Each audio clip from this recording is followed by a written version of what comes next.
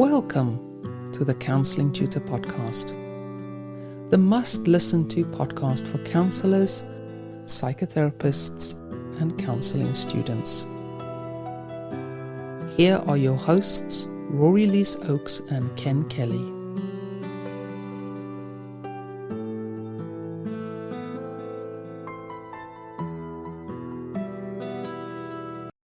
Hello and welcome to the special edition of the Counselling Tutor Podcast. Ken's taking a well-earned break, but I'm joined today by our podcast sponsor, Dara McLaughlin from webhealer.net, who's going to share some valuable information on SEO. In other words, how to get your website found. So if you're a private practitioner or you're thinking of having a website built, this is going to be super important to make sure that you're seen on the internet, which is really competitive, and you can be found. So without further ado, Dara, welcome back.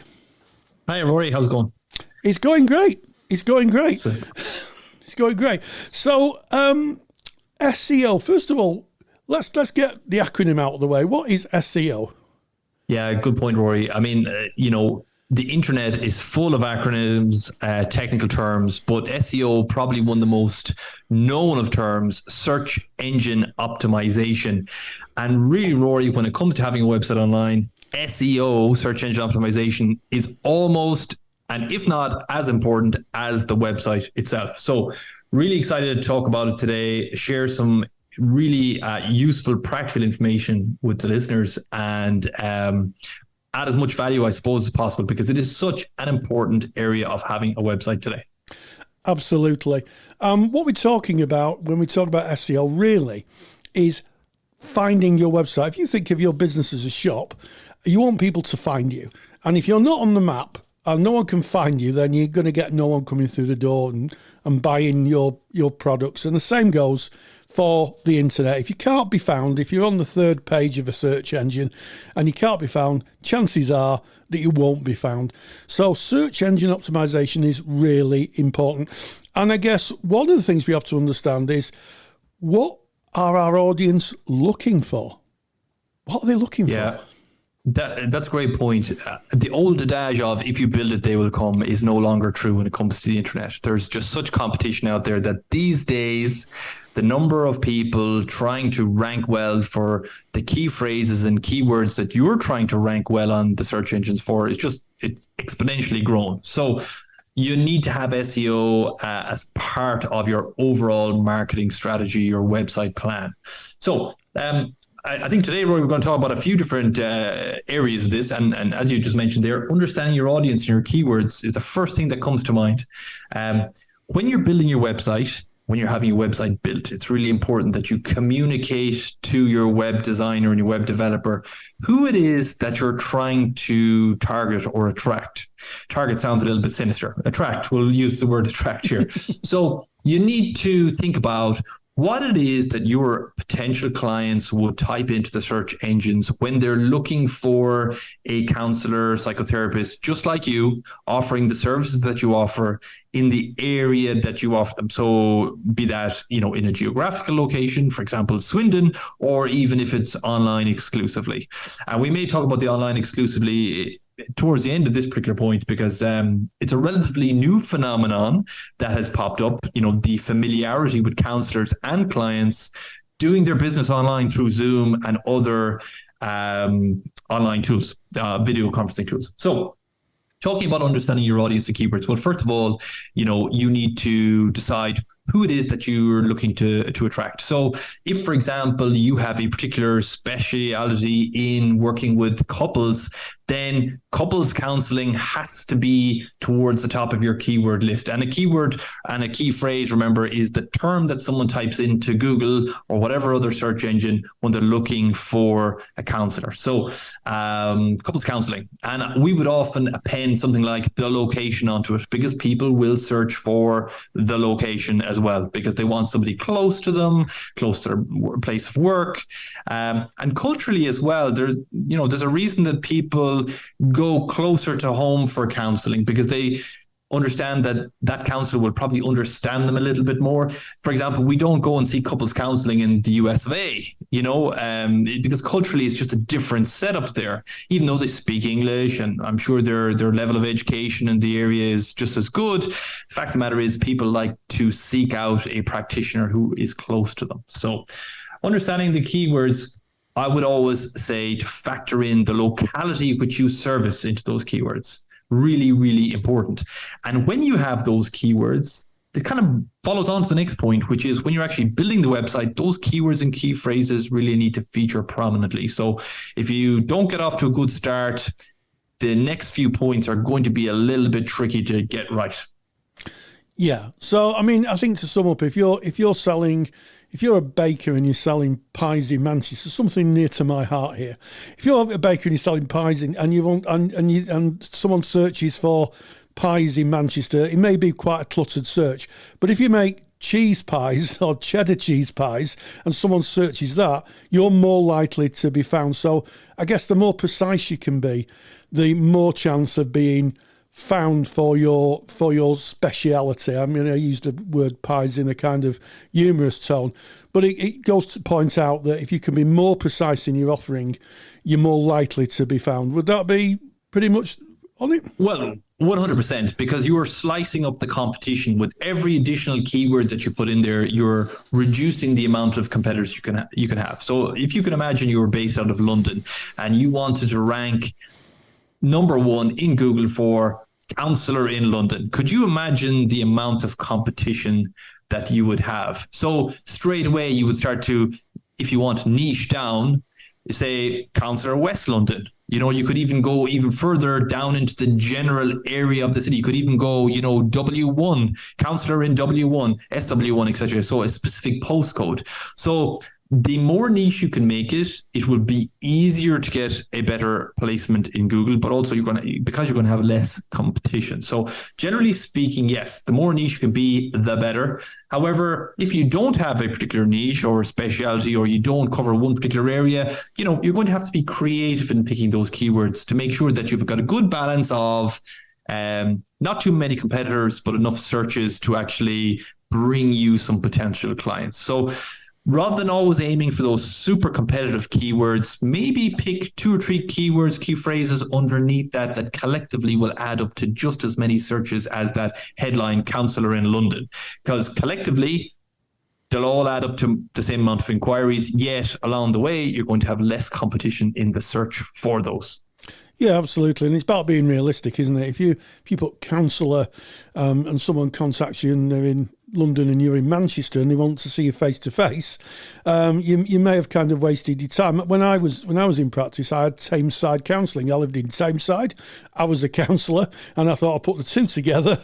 And lo and behold, I got a lot of inquiries from the people of Tameside, which was kind of what my goal was. So we've got the keyword, we've got an understanding of the keywords, and then I guess part of it is to optimize the website structure and content.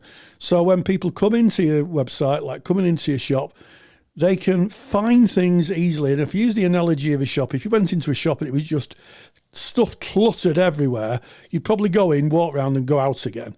So having a well-structured shop is really important, where people know where to buy their products from. The same goes with the internet, isn't it? Well structured and really, really clear what people are looking for and where they can find it. Yeah, and how does that manifest on a website? It manifests itself in 2 ways. So when we jump onto a website, probably one of the first things we look at is the menu structure. So we start to orientate ourselves around the website. What the hell is this website all about?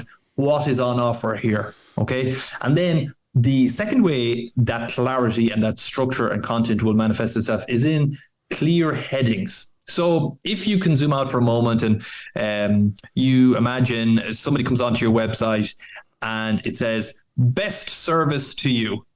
Well, that's very generic. You don't really know what the hell they're talking about. Now, you may be on, Tameside Counselling, but best service to you could be car service. It could be, the dentist. It could be a counsellor. It's very generic. So you want to factor in those keywords into your headings on the website, so that when someone starts to scroll through your page, especially on a mobile device, because so many people use mobile devices and we all use our thumbs to scroll down quite quickly through the pages, you want them to be able to see those headings. Now, Google, in coming up with its guidelines for what makes a good website from an SEO point of view, very much centers around what's good user experience. And so clarity and structure is really important. So when you have these very descriptive headings on the website, it kind of plays well into this. Is this good user accessibility, and just is it simple for the website visitor to navigate? And you might think that this is a basic concept. It is a basic concept, but it is super important from an SEO point of view, and it's often lost on a lot of people. And you'd be surprised, some very big brands even lose it themselves, lose the concept of this. So I would always encourage you to factor in some sort of keyword into every major heading on your website. And I think, Roy, we're going to talk about it later on, but as part of this your podcast, we're going to do a walkthrough on a website that we have created, and we can demonstrate where we build that structure. So give you kind of a good sense of what those headings might look like, so that at least, people can add 2 and 2 and they can see it in the flesh. Yeah, absolutely. I think that might be a good place to pause and speak about the demonstration of how to SEO and how to make sure that your site is found. So if you go to counsellingtutor.com and go to the podcast tab, you will find us in the podcast between episode 285 and 286. And you will see on the show notes page, with all the show notes, an embedded video of Dara going through a website, so you can actually see. It's one thing talking about it on the podcast, but it's another thing actually seeing a video. And Dara's very, very kind and very graciously offered to record a little presentation showing exactly how to do SEO and talking about really effective ways of getting found. So just a reminder, counsellingtutor.com, podcast tab, between 285 and 286 in the podcast, you'll find the special edition there. It's called Get Your Website Found plus 6 Essential Tips. You can search for it there and you'll be able to see that in action. So with that said, Dara, what's next? All right, so just continue on in that website structure. There is a technical element to SEO which your web designer or web developer should be very familiar with. And that is the simple things like making sure your website is mobile friendly. As I mentioned just now, more than 50% of all website visits these days happen on mobile devices. So your website must be built and laid out, clear, concise manner for mobile devices. The website also has to be fast. If you can imagine the frustration of visiting a website that's incredibly slow, Google does not want people visiting websites which are slow because it contributes to a negative customer experience. So fast loading website, really important. There is a tool out there which we can discuss tomorrow as well in our video run through, and that is Google Page Speed Insights. Fire your website in there and you'll get an idea of how it's doing from a score point of view when it comes to mobile visitors. Really, really important. So optimizing your website structure and content, not only does it speak to the clear menu structure, the clear use of your keywords in headings, but also for the more technical elements, making sure your website is mobile friendly, it loads fast, and adheres to Google's own best practices when it comes to building a website. Yeah, and I think there's an important point here, isn't there? Is that Google is, and we talk about Google, there are lots of other search engines, but let's be realistic, most people go to Google, don't they? Google is the default search engine. And one of the things about Google is that it's now becoming very selective. It's looking for real best practices in website design and indeed content. Well, we're going to come to that in a little while. So, you have to build it to satisfy Google's specifications. If you don't, to be quite brutal, Google will just de-rank you. They'll just take you off. So it's worth keeping that in mind, that when you build your website, part of it is to make sure that it's as we call it in the web business, I guess, Google friendly, Dara.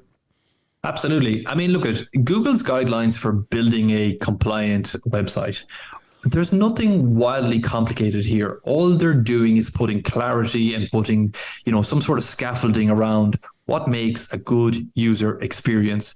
And with so many websites on the internet today, Google has to help the searcher decipher what's a well put together website and what's not. And if your website is not well put together, maybe somebody built it and they didn't really understand these basic concepts.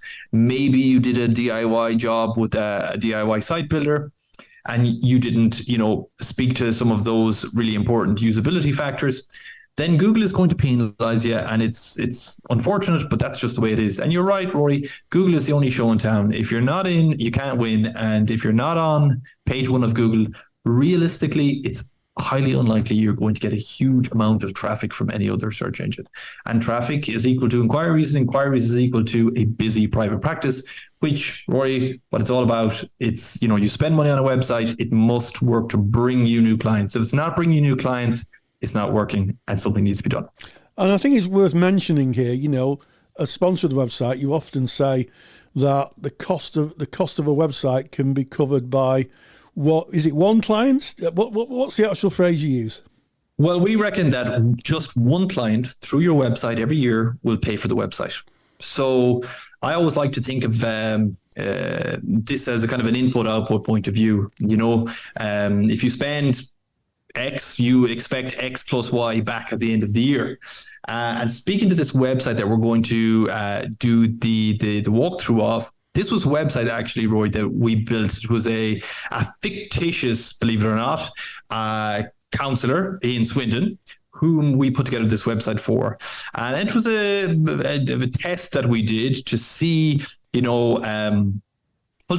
our money where our mouth is, frankly, to make sure that the advice that we're giving our clients rings true and actually works. And short story, it does. But through this website, we set up a contact form, which on the end of it had an autoresponder saying to any potential inquirers that this was a test website, not real, and here's some references for some people who can help. And we got a good number of inquiries through this website, Rory. And we got them in a very short period of time. And when we run the numbers, we're happy to say that the investment that somebody would have made in a website like this would have paid off. I think it was 5-fold over the space of just over a year. So we'll walk through the website separately in the video you've mentioned, and we'll go through that. But 100%, it only takes one client through your website every year for the website to pay for itself. I mean, that's a really strong proposition, if you ask me. I think so. And just to reiterate, that experiment you carried out, you acted a little bit like a counselling director in a way. People came to you and then you just referred them on to people who would be able to help them. But in terms of an experiment, very useful. It just proved your hypothesis that by correctly keywording, by correctly optimising the site, that you could get found. And of course, I guess things like making sure your website's up to date is important as well, isn't it, Dara? Making sure that all the details are up to date. Well, absolutely. So consistency and accurate name, address, and phone number, really, really important. So a lot of the listeners today will have multiple online presences. They may have a social media presence. They may have Instagram, a Facebook, maybe even a Twitter. They may be on their ethical bodies directory, maybe a third-party directory, and then they have their own website. And they may be on other websites throughout the internet as well. Really important from Google's point of view that there's consistency across all of those records. So when it comes to a sensitive area of life like counselling, Google wants to make sure that it's bringing its users, that's people who are searching for your keywords, to websites which are trustworthy. And if you can imagine from Google's point of view, you have 3 different phone numbers on the internet and 3 different addresses, and your name is spelled 3 different ways. It starts to kind of wonder about the bona fide of you. It looks a little bit careless, and what does that say about maybe you and how you practice and so on? And it mightn't say a whole pile, but from Google's point of view, it likes to make sure that that name, address, and phone number and other details like website address, social media handles, that they're consistent across the board. It's just it gives a good look. It's a good, strong CV for you. So we would always encourage people that whatever's on your website, make sure those basic details are replicated across the web to any older profiles that you might have on a directory website, ethical body website, etc., so that there's consistency. But also, if somebody is searching around, so they've found your website, they think that they might reach out to you and they want to do a little bit more research on you, it also inspires confidence in them too, if the details are consistent. And again, given the sensitivity of what people might be coming to speak to you about, confidence is king. So do everything you possibly can to build that confidence. And again, coming back to these Google guidelines, this isn't anything wildly technical or, smoke and mirrors. These are basics. But it's the basics that so many people get wrong, but yet that Google and other search engines put so much weight in. So really important to pay attention to that consistent and accurate name, address, phone number, website, social media handles, etc. Yeah. And I guess it would be the same if you advertised in a newspaper or a periodical. They'd want accurate information so that their readers would be able to contact you and not phone up the newspaper or periodical and say, well, this people who've advertised, there's 3 different phone numbers and 4 different names in the advert, and before long it becomes, people lack trust. People don't trust you. And also I think one of the things that I think is pretty much the standard now is having some kind of location on your website where you are, maybe a map, a Google map, or some kind of details of where you are. Yeah, absolutely. So I suppose this plays to 2 points on SEO. Back to the consistent and accurate information. Always a good idea to have your location on your website. Google knows where a searcher's location is. These days, our smartphones will, give Google our location. When you're doing a search, Google can work out your location from your computer's IP address. It has a pretty good idea of where you are in the world. Now, it will use that information to localize the type of results that you get. So, for example, if you're up in Newcastle and you search for counsellor and I search for counsellor in Cornwall, we're both going to get 2 different sets of results. And most likely, even though those queries were very generic, we will get people who are in locations close to us. So Google is smart in that regard. It likes to bring people to service providers in their locality. But also from a location point of view, really important, and this is, I suppose, one of the basic SEO points, is to have a Google business profile. It used to be called Google My Business, now it's called Google Business.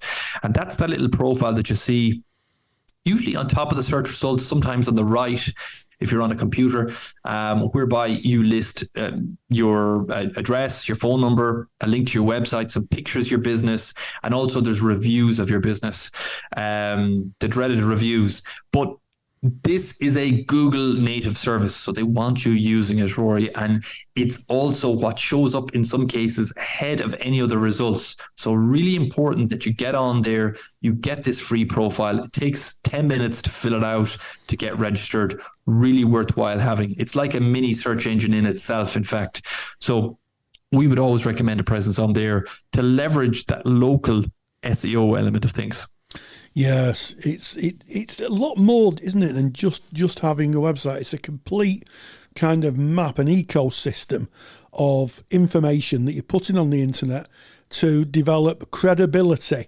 And I guess in terms of credibility, clients may very well want to know who you are, what your credentials are, and also, as we always say, a well-taken picture of you. People tend to like pictures of the people they're dealing with, and I think that is an important part of websites. Would you agree, Dara? Very much so. Rory, Google speaks specifically to something called EAT, expertise, authority, and trustworthiness. And when you talk about credentials and your photo, that really plays into that acronym very nicely. So showing off your credentials, well, it tells Google, hey, listen, I know what I'm talking about. I'm not a fly by night. I've done the work. I've done the study. I've done my 100 hours plus. I am qualified to look after somebody if you bring them to my website. You're also introducing yourself to your particular audience. counseling is a very personal relationship you have with your clients. It's a one-to-one or one-to-two in some cases relationship that you have. So people want to establish rapport with you. People want to say, can I work with this counselor? And so a picture is incredibly important. In fact, the website that we're going to do a video walkthrough, we source a stock photo of a lady, and she's very approachable and I dare say jovial looking. She's got a smile on her face, very welcoming. And you think to yourself, wow, I think I could work with this person. And well, the results speak for themselves. We had, I think it was over 30 inquiries through this website, Rory, in a relatively short period of time. So a picture, incredibly important to have alongside your credentials. So people can make a judgment. Unfortunately, it's as simple as that. Can make a judgment on you and whether they think they can work with you. So information about your memberships to ethical bodies, maybe any charity work that you've done, information on your qualifications, how long you've been counselling, areas that you have particular interest in, as I said, maybe working with young people, working with couples. All this really important to lay out your stall. Google really likes it because it feels then with that extra information, you're building trust, and Google itself is more confident bringing people to your website because it has a good sense that you're trustworthy. Think about it, Rory. You wouldn't refer me to a plumber you used in the house if maybe, your wallet went missing after he was there. You wouldn't do it. So Google wants to be able to make that referral by showing your website in the search on the basis that it thinks you're trustworthy. Yeah. So think about your website if you have one right now. Pause the podcast and say, if I was looking at my website, do I come across as trustworthy, an expert, authoritative on the subject matter? And if not, maybe think about how you could make that website a little bit more authoritative and trustworthy. And then jump online, send an email to your web designer, make the change. I think it will really pay dividends for you. Yeah, I mean, absolutely, Dara. And I also think that we need to always think about what we offer from the client's point of view. At the top of the podcast, you said the idea of make something and they will come has gone. We are now servicing people who know exactly what they want or a good idea of what they want. And that talks to something called know, like, and trust. People make buying decisions on people they know or people they're familiar with, people they like, and people they trust. And if you have no like and trust, almost certainly you're more likely for someone to contact you. And your website plays a big part in that. When people are looking for help, they may not know who to look for help for, but if they land on your website and you're speaking to them and their issues, and they see your picture, they see your qualifications, they're more likely to put you into a shortlist or even contact you to be their therapist. So always thinking from the client's frame of reference, not your own. Absolutely. It's as simple as that. And again, there's this mystique around the concept of SEO, but know, like, and trust. It's in there. It's in there with the EAT, with the showing off your credentials and introducing yourself to the audience. So a real fundamental, but we speak obviously to a lot of counselors, and even now to this day, a lot of people are quite maybe hesitant to divulge too much about themselves for fear of, overdoing it. But my view is you can't overdo it. People are looking for this information. You don't need to tell them what your favorite breakfast cereal is, but you can speak to how you can help them, where you've come. What's your story? Have you experience in this particular specialist area? And, your own personal experience motivated you to go out there and help people. People can identify with that. And at the end of the day, when somebody knows that you have direct experience in a particular area, they're more likely to speak to you because you've walked in their shoes, and they're going to feel much safer, more confident in speaking to you about it. So, if you haven't direct experience, not the end of the world. There's still many ways you can build that trust with people so that they're confident of reaching out. And even if it's just arranging that initial 15-minute call to speak to them to see if it's something that you can help them with, that's what you want. You want to get speaking to these potential clients and hopefully, booking them in for some sessions. That's what it's all about. Absolutely. And I think there's no better way of developing the know, like, and trust than speaking about your area of expertise. And one of the things that modern websites now have a lot of, if you look at very, very well put together websites, usually someone blogs. They blog about their expertise and or frequently asked questions.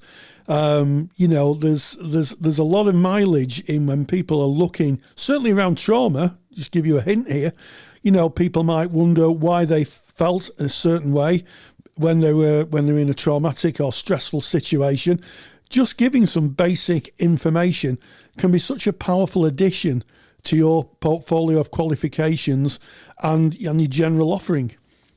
Yeah, absolutely. So, when we think about laying out our website, I always say to people, you need to consider a blog. If you have a blog on your website where you publish, as you say, some FAQs, you maybe deep dive into a particular nuance of how your particular style of counselling can help. It's incredibly useful from several points of view, but a blog allows you to section that off from the main menu structure on the website. So at face value, your website, very easy to navigate. 4 or 5 pages is typically all you'll need on your website. But then if somebody wants to deep dive into a particular subject, your blog is there. It's like a library. You can jump into that library and then you can see all of the content that has been written and you can work down through it. But also those blogs offer a lovely entry point for the search. So, for example, if someone has, a notion in their head that CBT can help with depression, and they Google something like, can CBT help with depression?